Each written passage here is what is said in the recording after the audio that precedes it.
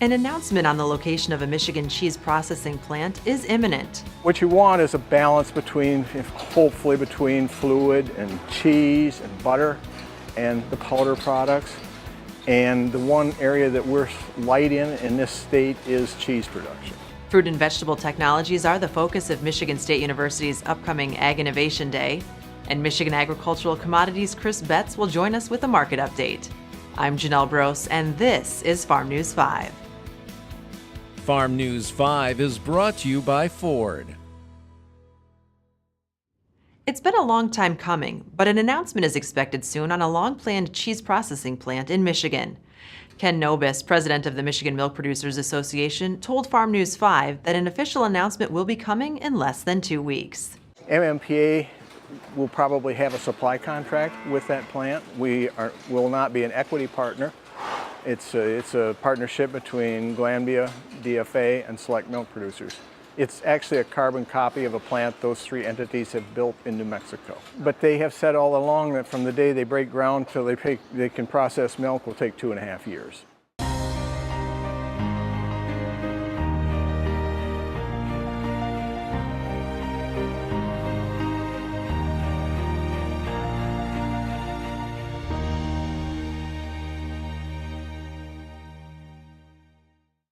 Fruit and vegetable technologies are the focus of the 2018 Michigan State University Ag Innovation Day.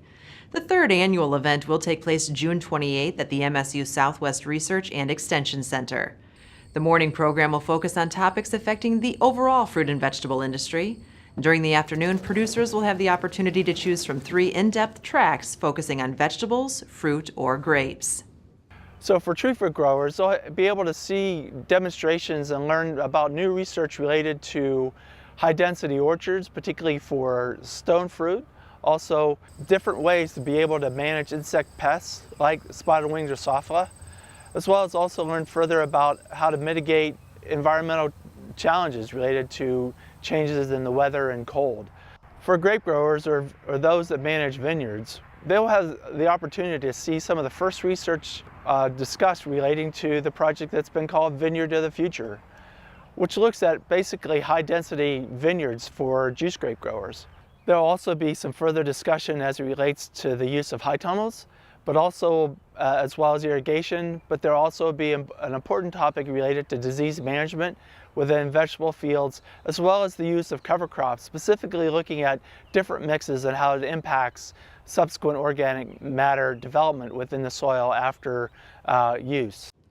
The 2018 event will begin with registration at 8:30 a.m. and wrap up around 5. The event is free and includes lunch. Pre-registration is encouraged but not required and can be completed online at canar.msu.edu. The Michigan Soybean Promotion Committee is devoted to investing soybean farmer checkoff dollars to address grower concerns. We focus our efforts on production research, market development, and outreach. Learn more at michigansoybean.org. AgriPac has announced its endorsements for the August 7th primary. The Friends of Agriculture designations are given to candidates who demonstrate beliefs and actions consistent with Michigan Farm Bureau member-developed policy. In making its primary endorsements, the AgriPac committee reviewed recommendations from county farm bureaus, heavily weighing the local candidate evaluation committee's input, along with reviewing candidate questionnaires and incumbent voting records. The complete list of the 2018 Friends of Agriculture can be found at Michigan Farm Bureau's website at mishfb.com. Are they an employee or an independent contractor? It is an important distinction to make when hiring. Read attorney Deanna Swisher's article in the Foster Swift Agricultural Law News to learn more about the difference. A package of bills creating an industry-led committee designed to speed up the DEQ's permitting process was passed by the Senate earlier this week. The 12-member stakeholder committee will provide input and recommendations as the DEQ goes through the rulemaking process.